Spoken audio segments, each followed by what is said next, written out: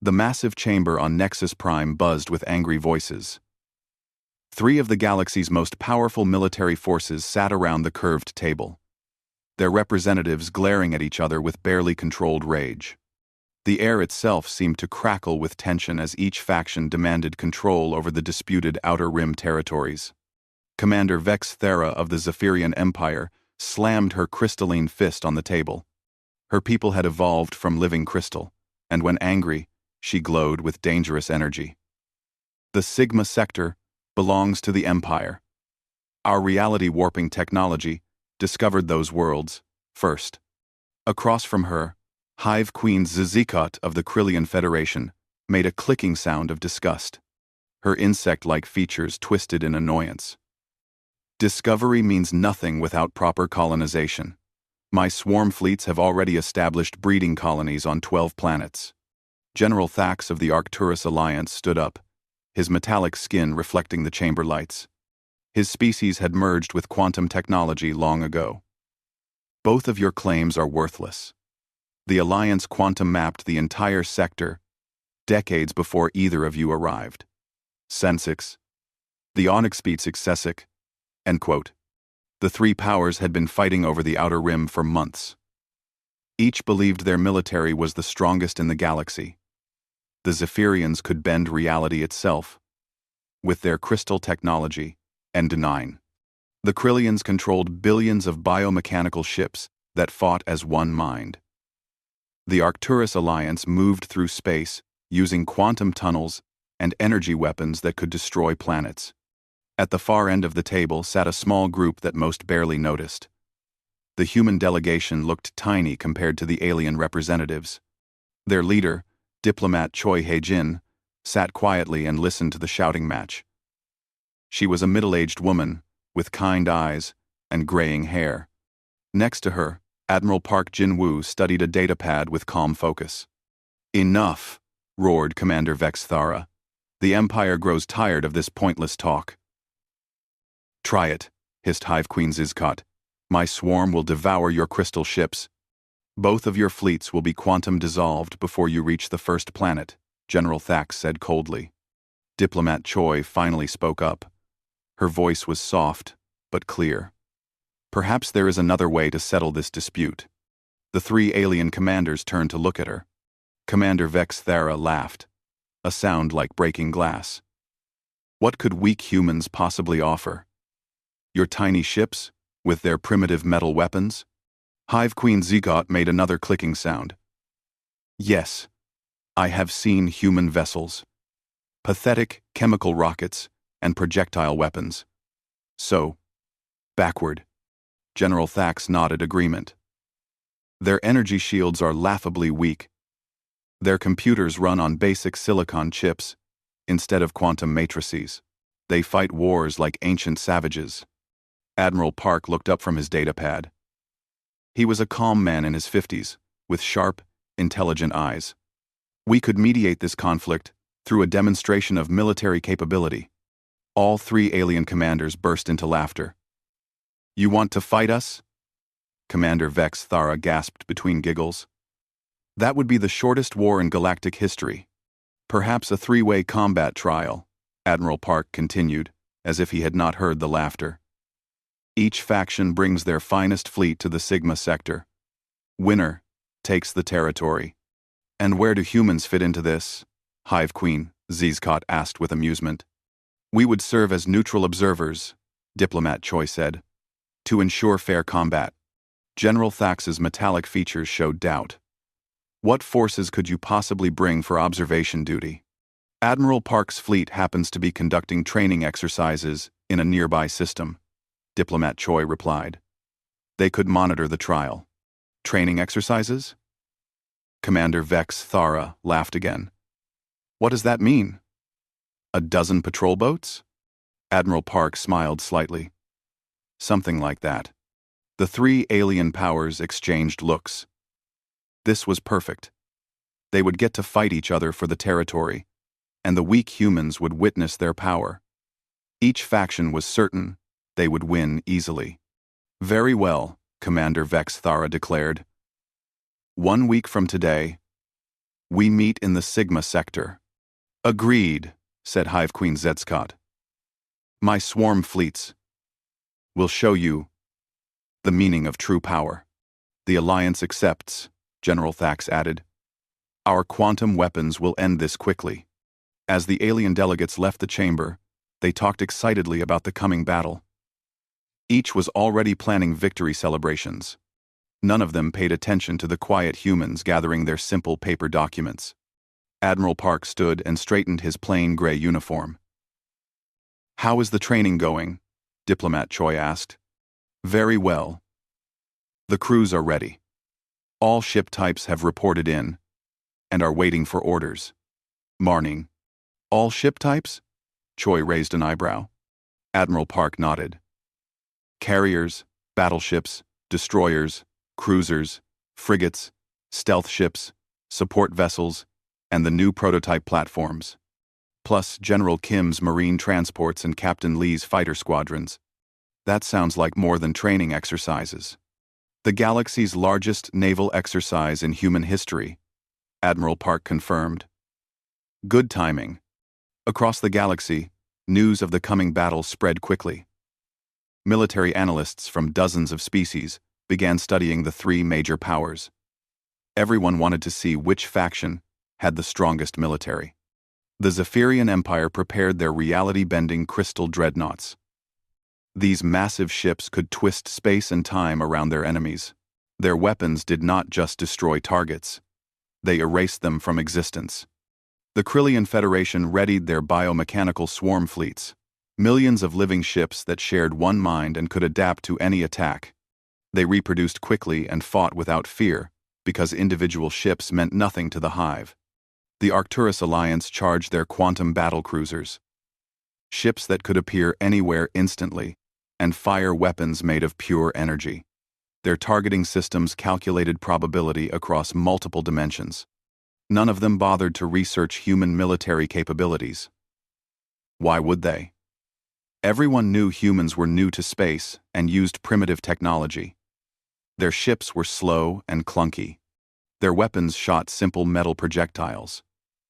Their tactics seemed basic compared to the sophisticated warfare of advanced civilizations. In the outer reaches of the galaxy, Admiral Park's fleet received new orders. Ships began moving toward the Sigma sector from dozens of different directions. The largest human military operation ever attempted was about to begin. The three alien powers had made one critical mistake. They assumed that primitive meant weak. They would soon learn the difference between simple and ineffective. The deadliest force in the galaxy was coming, and it flew under flags they had never learned to respect. 3 days before the battle, the alien fleets began arriving in the Sigma sector. Each faction brought their most powerful warships, confident that victory would be swift and decisive. The Zephyrian Empire fleet materialized first, their crystal ships catching starlight and bending it into rainbow patterns. Commander Vex Thera stood on the bridge of her flagship, the Times Reality's Edge Asterisk. The massive dreadnought was carved from a single piece of living crystal that could reshape itself during battle. Around her, dozens of smaller crystal ships formed geometric patterns that would focus their reality-warping powers. "Are the probability scramblers ready?" she asked her tactical officer. "Yes, Commander. We can twist local space-time to make enemy weapons miss us completely. Their projectiles will simply cease to exist before impact." Commander Vex Thera smiled. "Perfect. Those crude human observers will witness the true power of crystal technology." Across the sector, the Krillian Federation's swarm began emerging from biological jump points. Millions of organic ships that looked more like giant insects than spacecraft filled the void. Each ship was alive, breathing, and connected to the hive mind that controlled them all. Hive Queen Zizikot felt the thoughts of every ship in her fleet. They were excited for battle, hungry to consume enemy vessels and grow stronger. Her flagship was a massive bioconstruct that could birth new ships during combat. "Status of the adaptation protocols?" she asked, through the mental link. "All swarm units ready for rapid evolution. We can analyze enemy weapons and develop immunities within minutes. Bio-armor will adapt to any attack type. The Queen was pleased. Her swarm had never lost a battle because they learned from every hit and became stronger. No enemy could surprise them twice. The Arcturus Alliance quantum fleet phased into normal space with flashes of blue energy. General Thax, commanded from his quantum battlecruiser, times probability storm asterisk. The ship existed in multiple dimensions at once, making it nearly impossible to target. Quantum weapon status? He asked his AI systems. All Lance batteries charged and probability locked. We can fire through enemy shields by existing in the right quantum state. Their defenses cannot stop pure energy attacks. General Thax was confident. Quantum weapons bypassed all known armor and shield types. The battle would be over in minutes. All three alien commanders ignored the small group of human ships that had appeared at the edge of the sector. They looked unremarkable. Gray metal hulls with no special features. Basic chemical engines instead of exotic propulsion. Primitive sensor arrays instead of multi-dimensional detection systems. Should we scan the human observer ships? Asked a Zephyrian officer. Why bother? Commander Vexthara replied. They cannot possibly threaten anyone here. On the human flagship Times Soul's Pride asterisk, Admiral Park Jin-woo sat in his command chair and studied tactical displays. The bridge was quiet and efficient, with officers working at simple computer consoles. Everything looked basic compared to the alien ships. But appearances could be deceiving. Report on alien fleet compositions, he ordered. Captain Lee Min-jun stepped forward. The young fighter pilot had been studying enemy formations for hours. Zephyrian ships rely completely on energy weapons and reality manipulation. They have no kinetic defenses because they believe their probability scramblers make physical projectiles impossible. And the Krillians? Bio-armor designed to adapt to energy attacks. They share a hive mind for coordination, but that creates a single point of failure. Disrupt the Queen's signals, and the swarm becomes confused. The Arcturus Alliance? Quantum tunneling for movement. Pure energy weapons. They phase in and out of normal space. But their quantum signatures create predictable patterns. We can calculate where they will appear next. Admiral Park nodded. Human intelligence had been studying these alien military forces for decades. Every battle, every weapon test, every tactical exercise had been carefully analyzed. The aliens thought humans were primitive, so they never bothered to hide their capabilities. What about our fleet status? General Kim So-ra spoke up from her position at the Marine Command Station. All ship types are in position and ready. The aliens still think this is a small observer force. That was humanity's greatest advantage. The alien fleets could see the human ships at the edge of the sector, but they had no idea what they were really looking at. Advanced stealth systems made most of the human fleet completely invisible. The few visible ships were just the tip of a massive naval force. How many ships do we actually have here? Admiral Park asked quietly. Full strength. 8 carrier battle groups, 12 destroyer squadrons, 6 stealth cruiser wings, 4 battleship formations, and the entire 4th Fleet Marine Expeditionary Force, plus the prototype vessels from the weapons testing program. The aliens had brought perhaps 300 ships total. The human fleet had over 2,000 vessels hidden throughout the sector, using stealth technology that made them invisible to alien sensors. And our weapons systems? All types ready, sir. Kinetic rounds with gravitational acceleration, plasma torpedoes, electromagnetic pulse devices, cyber warfare packages, and the new adaptive projectiles. Admiral Park smiled. The aliens expected energy weapons and shields. So humans had developed kinetic systems that punched through energy defenses like they were not there. While aliens focused on exotic technologies, humans had perfected the art of throwing very heavy objects very fast. Captain Lee reported on his fighter squadrons. All pilots ready for multi-dimensional combat. The aliens think in 2 dimensions, but we trained for fighting in gravity wells, asteroid fields, and 3-dimensional formations. Human fighters were different from alien designs. Instead of specialized craft for specific roles, human pilots flew adaptable platforms that could switch between different mission types during battle. One fighter could serve as bomber, interceptor, electronic warfare platform, and reconnaissance unit depending on what was needed. What about electronic warfare capabilities? We have been monitoring alien communications for the past hour, reported the intelligence officer. Their encryption is sophisticated, but predictable. We can disrupt their command networks whenever you give the order. This was another human advantage. While aliens developed advanced individual technologies, humans focused on integration and adaptability. Human systems could interface with alien technology, copy it, improve it, and use it against its creators. Final preparations. Admiral Park ordered. Signal all stealth ships to remain hidden until the battle begins. Make sure our visible ships look as harmless as possible.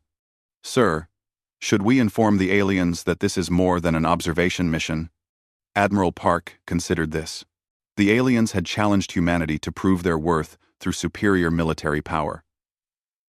No, they wanted to see human military capability.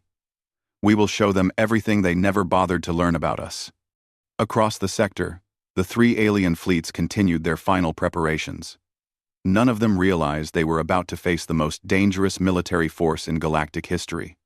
Humanity's deadliest armada was already here, hiding in plain sight, waiting for the moment to reveal the true meaning of superior tactics. The countdown to battle had begun, and the aliens still had no idea what was coming. The moment of battle arrived with the silence of space suddenly broken by weapons fire. The three alien fleets had positioned themselves at equal distances from each other, forming a massive triangle with the disputed planets at the center. Each commander was confident that their superior technology would bring quick victory. Commander Vex Thara struck first. The Zephyrian crystal ships began glowing with reality-bending energy. Target the Krillian swarm. Show them what true power looks like. Beams of twisted space shot out from the crystal dreadnoughts. These were not normal weapons. They reached into alternate dimensions and tried to erase their targets from existence itself. The attacks should have deleted entire sections of the biomechanical swarm. Instead, something impossible happened. The Krillian ships absorbed the reality-warping energy and began to change. Their bioarmor adapted in real time, becoming immune to dimensional attacks. Impossible, gasped Commander Vex Thara. Nothing can resist reality manipulation. Hive Queen Zizakot felt satisfaction through her mental link with the swarm. Bio-adaptation complete. Counter-attack pattern 7. 7. Alpha. Millions of living ships launched organic missiles that could think for themselves. The projectiles dodged and weaved through space, learning from every attempt to stop them. When they hit the crystal ships, they released bioacids that began eating through the alien hulls. But General Thax was not impressed by either display. Pathetic. Watch how quantum science ends this battle. The Arcturus Alliance battlecruisers phased into multiple dimensions at once. They became ghost ships that existed everywhere and nowhere, firing pure energy weapons that bypassed both crystal shields and bio-armor. The quantum lances struck both enemy fleets simultaneously. The alien commanders expected their enemies to be crippled by the opening exchange. Instead, all three fleets remained at full strength and began adapting their tactics. The battle was going to be longer and more brutal than anyone had planned. None of them noticed the small group of human ships moving closer to the action. Admiral Park watched the alien battle from the bridge of the Times Soul's Pride asterisk. His officers monitored every weapon discharge, every tactical move, every communication between enemy ships. Analysis complete, sir, reported the tactical officer. All three fleets are performing exactly as predicted. Zephyrians rely on reality warping, but cannot adapt when it fails. Krillians adapt to attacks but are predictable in their evolution patterns. Arcturus, quantum phases, follow mathematical sequences we can calculate. What about their weaknesses? Zephyrian ships become vulnerable when their crystals are physically damaged. Krillian bioarmor needs time to adapt to completely new attack types. Arcturus quantum systems create resonance patterns that can be disrupted. Admiral Park nodded. Human intelligence had been accurate. Signal the fleet. Decloak all vessels and assume combat positions. Across the Sigma sector, space began to ripple. What the aliens had thought was empty void suddenly filled with human warships. Massive carriers appeared first, followed by battleships, cruisers, destroyers, and countless smaller vessels. The human fleet was 3 times larger than all 3 alien forces combined. On the Zephyrian flagship, alarms began screaming. "Commander! Multiple contacts decloaking. Thousands of ships." Commander Vexthara spun toward her sensor station. "That is impossible. Where did they come from?" "Unknown, Commander. The stealth technology is unlike anything in our databases." "Are they more alien reinforcements?" "No, Commander. They are human vessels." For the first time in centuries, Commander Vexthara felt genuine fear. Hive Queen Zizekot felt the confusion of her swarm as thousands of new ships appeared. The biomechanical vessels had been focused on their current enemies. They were not prepared for a completely new threat. "Scan the human fleet," she ordered through the mental link. "Bioanalysis shows unknown materials and weapons.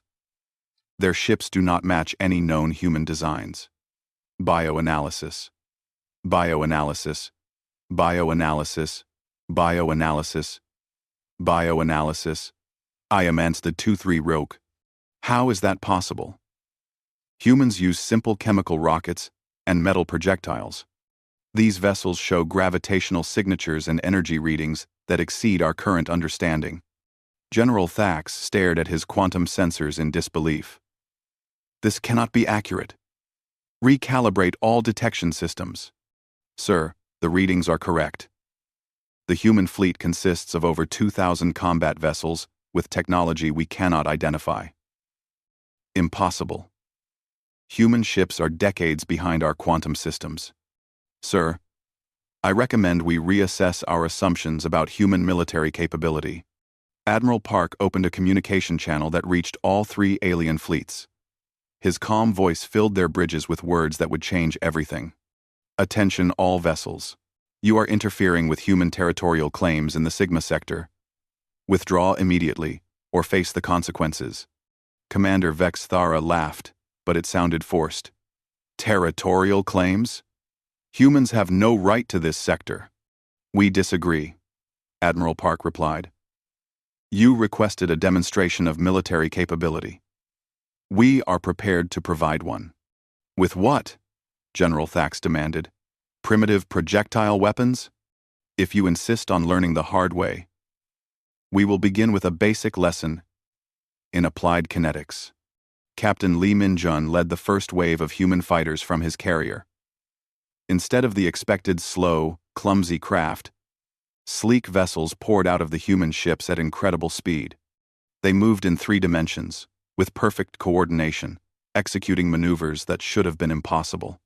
"Human fighters approaching at incredible velocity," reported a Krillian sensor operator. "Bioswarm, intercept the primitive aircraft," ordered Hive Queen Zezcot. Thousands of living fighter craft moved to engage the humans. They expected easy targets with simple weapons. Instead, the human fighters opened fire with gravitationally accelerated projectiles that punched through bioarmor like paper. "Swarm units are being destroyed," reported the biotactical officer. "The human weapons are bypassing our adaptive defenses." "How?" "Bioarmor adapts to all known attack types. These are not energy weapons. They are solid projectiles, moving at near light speed. Our armor cannot evolve fast enough to stop kinetic penetration." The Zephyrian fleet tried to use reality-warping defenses against the human fighters. Crystal ships began twisting space around themselves to deflect incoming attacks. But the human projectiles did not follow normal physics. They curved around the reality distortions and struck their targets anyway. "Reality scramblers are ineffective," screamed a crystal officer. The human weapons are not affected by dimensional manipulation. Impossible. Nothing can resist reality warping technology. Sir, the projectiles appear to have their own gravitational fields. They create their own local space-time and ignore our manipulations. The Arcturus Alliance tried quantum phasing to avoid the human attacks. Their ships shifted between dimensions to become untouchable. But the human weapons followed them into quantum space and struck home anyway. Quantum defenses compromised, reported the Alliance tactical AI. Human projectiles are multidimensional. They exist in all quantum states simultaneously. That level of technology should be impossible for such a primitive species. Sir, I recommend we reconsider our definition of primitive. Admiral Park watched as the first exchange of fire proved everything human intelligence had predicted. The aliens were completely unprepared for kinetic weapons enhanced with gravitational manipulation. Their defenses were designed for energy attacks and exotic technologies. Not for very heavy objects, moving very fast through folded space-time. Signal all ships, he ordered. This is just the beginning. Show them what human engineering really looks like. The battle shifted from confusion to terror as the human fleet revealed capabilities that defied everything the aliens thought they knew about warfare. Admiral Park's ships did not just fight with superior weapons. They fought with superior understanding. General Kim So-ra coordinated the next phase of the attack from her command center deep within the Time's Soul's Pride asterisk. Banks of screens showed her every human ship in the sector and their current status. Unlike the aliens who fought in predictable patterns, the human fleet adapted its tactics moment by moment. Marine boarding pods are ready for launch, she reported to Admiral Park. Target selection complete. The aliens had never seen anything like what happened next. Small vessels shot out from the human fleet, moving faster than any fighter craft. But these were not attack ships. They were boarding pods carrying human marines. What are those projectiles? Demanded Commander Vex Thera, as dozens of pods streaked toward her crystal dreadnoughts. Unknown vessels approaching at high speed, reported her tactical officer. They appear to be some type of missile. Known. Activate point defenses. Destroy them before impact. The Zephyrian crystal ships fired reality-warping beams at the approaching pods. The attacks should have erased the small vessels from existence. Instead, the pods absorbed the energy and used it to move even faster. Impossible. They are converting our attacks into propulsion. The boarding pods struck the crystal hulls and immediately began cutting through the alien armor with tools the Zephyrians had never seen. Human marines poured out wearing powered armor that protected them from the crystal ship's internal defenses. "We have hostile boarders," screamed a crystal officer. "They are inside the ship." "How?" "No organic being can survive inside a crystal matrix environment." "Sir, they are wearing some type of environmental suits that adapt to our internal conditions." The human marines did not just survive inside the alien ships. They thrived. Their suits analyzed the crystal environment and adjusted to provide perfect protection. The marines moved through crystal corridors with confidence, heading straight for critical systems. Similar scenes played out across the Krillian swarm fleet.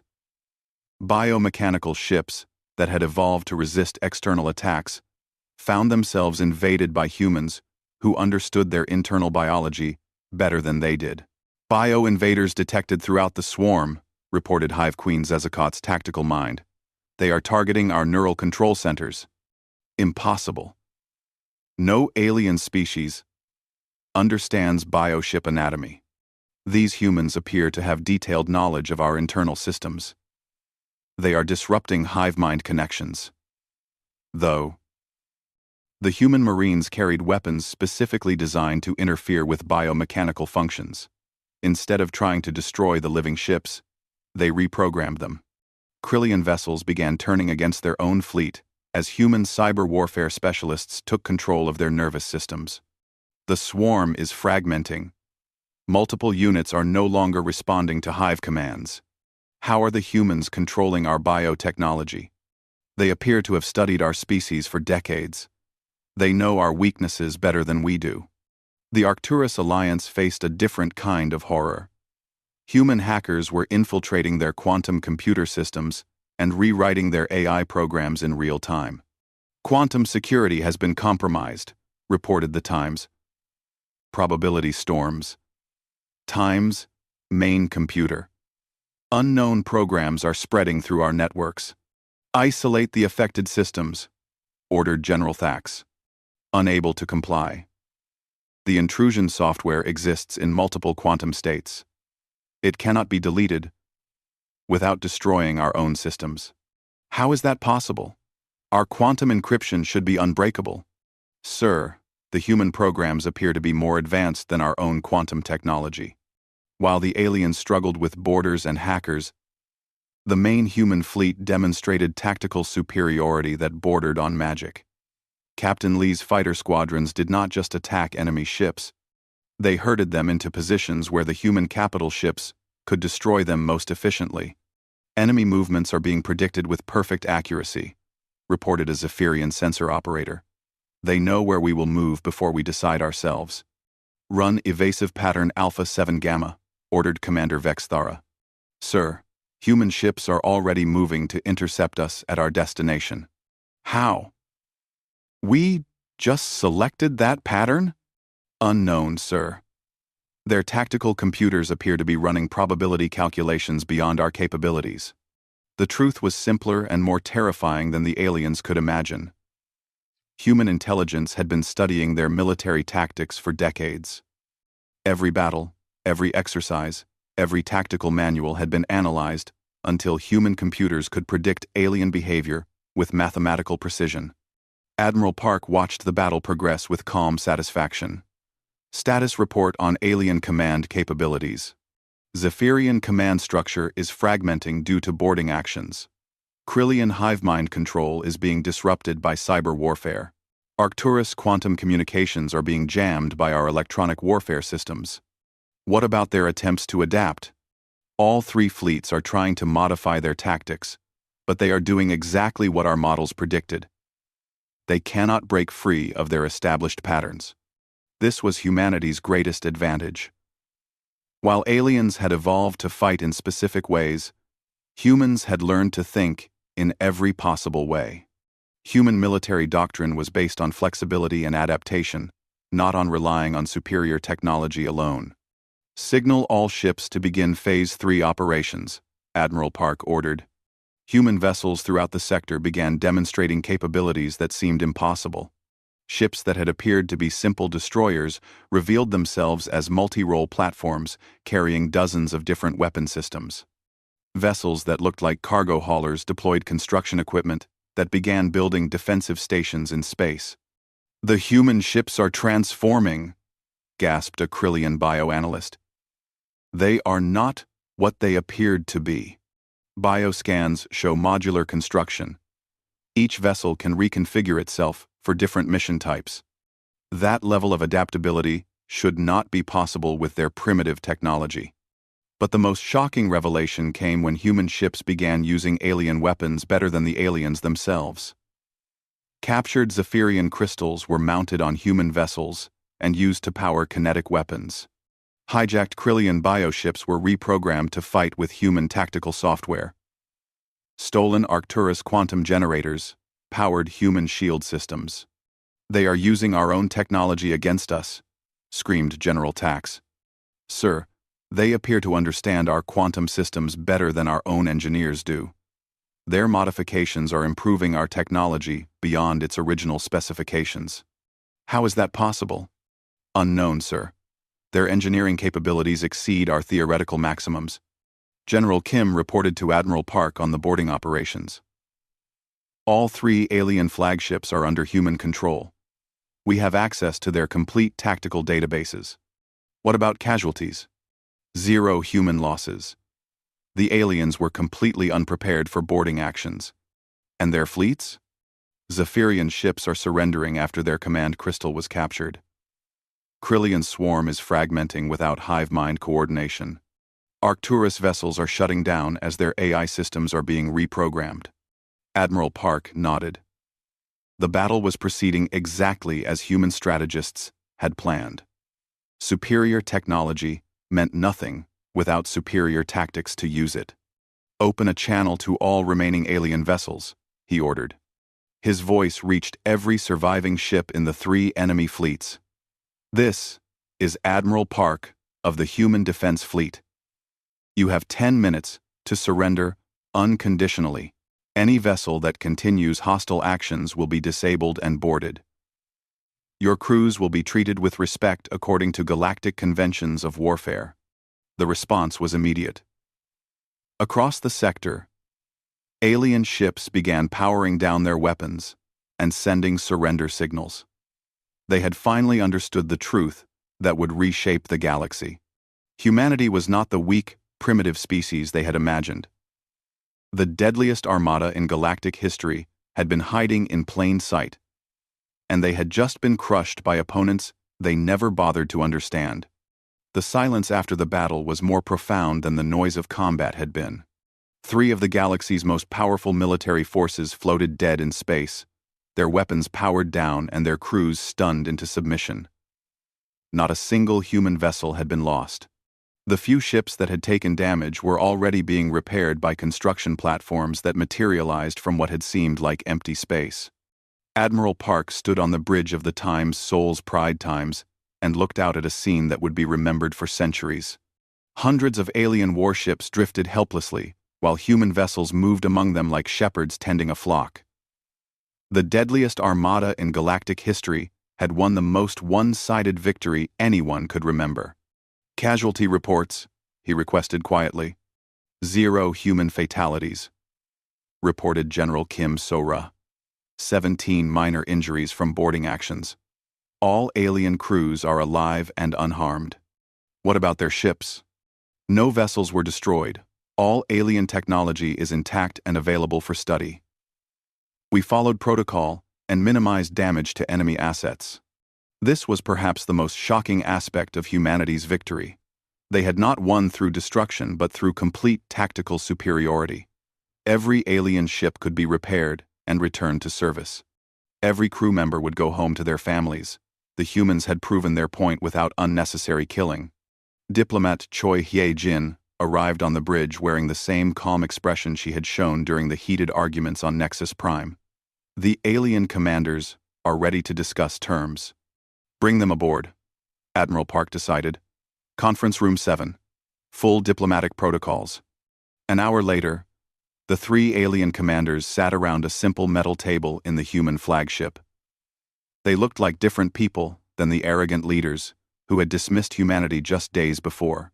Commander Vexi Thara's crystal skin had lost its glow. Hive Queen Zizakot's mental link to her swarm was quiet and subdued. General Thax's metallic features showed the first signs of genuine humility any of them had ever displayed. Diplomat Choi placed a simple document on the table. "These are our proposed terms for ending hostilities in the Sigma sector." Commander Vex Thara picked up the document with shaking hands. As she read, her expression changed from fear to confusion to amazement. This cannot be correct," she whispered. "What does it say?" demanded General Thax. "They are not taking the Sigma sector for themselves. They are proposing shared administration between all 4 powers." Hive Queen Zizekot leaned forward. "Shared administration? But they won the battle. They have the right to claim everything." Diplomat Choi smiled kindly. "Humanity did not fight this battle for conquest. We fought to demonstrate that cooperation is more effective than conflict." "I do not understand," admitted General Thax. "Your fleet could have destroyed all of ours. Why did you show mercy?" Admiral Park answered this question. "Because destruction teaches nothing, except how to destroy. We wanted to teach something more valuable, which is that the strongest military force in the galaxy is not the one with the biggest weapons. It is the one that never has to use them." The alien commanders stared at him. Nothing in their military experience had prepared them for this concept. "You could have wiped out our fleets," Commander Vex Thara said slowly. "Instead, You captured them intact. You could have killed our crews. Instead, you treated them with respect. You could have claimed our territory. Instead, you offer to share it. Why? Well, well, well, well, well. Because, Admiral Park explained, we learned something about warfare that you have not discovered yet. The goal of superior military force is not to fight wars. It is to make wars unnecessary. General Kim joined the conversation. Your species have spent centuries perfecting ways to destroy each other. Humanity spent those same centuries learning how to understand each other. Understanding led to better strategy, Captain Lee added. Better strategy led to better technology. Better technology led to better outcomes for everyone involved. Diplomat Choi spread additional documents across the table. We would like to propose expanded cooperation beyond the Sigma sector. Trade agreements, technology sharing, joint military exercises. Number 5. Technology sharing? Hive Queen Zizkot's compound eyes widened. You would share the military technology that defeated us? Of course. Your biomechanical engineering is remarkable. Our kinetic weapon systems could benefit from biological adaptability. In return, our gravitational manipulation could improve your ship mobility. You want to share our crystal matrix technology? Commander Vexthara asked in disbelief. Reality manipulation combined with human tactical flexibility would create defensive systems that could protect entire star systems from any threat. Our quantum computing integrated with your adaptive software? General Thax was beginning to understand. Imagine artificial intelligence that can think in multiple dimensions while adapting to any situation in real time. The 3 alien commanders looked at each other with growing excitement. Instead of being conquered enemies, they were being offered the chance to become partners in the most advanced military alliance in galactic history. What would humanity gain from such arrangements? Commander Vexthara asked. Admiral Park answered simply, peace. Security. The knowledge that our children will grow up in a galaxy where problems are solved through cooperation instead of warfare. But surely you must have territorial demands, resource requirements, political objectives? General Thax insisted. Our only objective is to ensure that no species ever again faces the choice between conquest and destruction. Over the following hours, the terms of cooperation were negotiated. Humanity would provide tactical training and adaptive technology. The alien powers would share their specialized knowledge and resources. All 4 species would work together to bring stability to the contested border regions.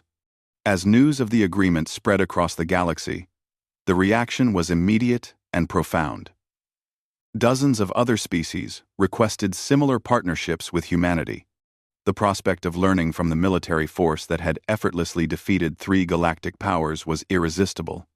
Within weeks, human military advisors were training alien forces in adaptive tactics. Human engineers were helping integrate different technologies for maximum effectiveness. Human diplomats were mediating conflicts that had raged for generations. The transformation was remarkable. Wars that had seemed inevitable were resolved through negotiation. Border disputes were settled through cooperative development. Military buildups were replaced by joint training exercises. 6 months after the Battle of Sigma Sector, Admiral Park stood in the same conference room where the alien commanders had surrendered. But now, it hosted regular meetings between allies, working together on common problems. Status report on the Outer Rim Development Project, he requested. All 4 species are contributing according to the agreed schedule, reported Diplomat Choi. Zephyrian crystal technology is providing energy for terraforming. Krillian bioships are conducting ecological surveys. Arcturus quantum computers are modeling planetary development. Human logistics are coordinating everything. What about military cooperation? General Kim smiled. The joint training exercises are exceeding all expectations. Mixed crews are operating at 90% efficiency. Alien commanders are implementing human tactical flexibility. Human ships are integrating alien weapon systems. Any conflicts or problems? Minor cultural misunderstandings, but nothing that cannot be resolved through communication. Captain Lee added his report. Fighter-pilot exchange programs are working perfectly. Alien pilots love human maneuverability training. Human pilots are fascinated by exotic alien sensors and weapons. Admiral Park nodded with satisfaction. And the larger galactic situation? 17 more species have requested partnership agreements. The Galactic Council has formally recognized humanity as a stabilizing force. 3 major wars have been prevented through human mediation. Mana, Myhalf, Myhalf, Myhalf, Myhalf, Myhalf. The transformation was complete. Humanity's deadliest armada had accomplished something no military force in galactic history had ever achieved. They had ended the age of warfare through the simple demonstration that superior force could be used to create peace instead of destruction. "What are our orders for the next deployment?" asked General Kim. Admiral Park looked out at the stars where human and alien ships patrolled together in perfect cooperation. "Continue the mission. Show the galaxy that the strongest weapon any species can possess is the wisdom to know when not to use their weapons at all." The deadliest armada in galactic history would continue its work, not as conquerors but as teachers, proving every day that true strength came not from the ability to destroy enemies but from the ability to turn enemies into allies.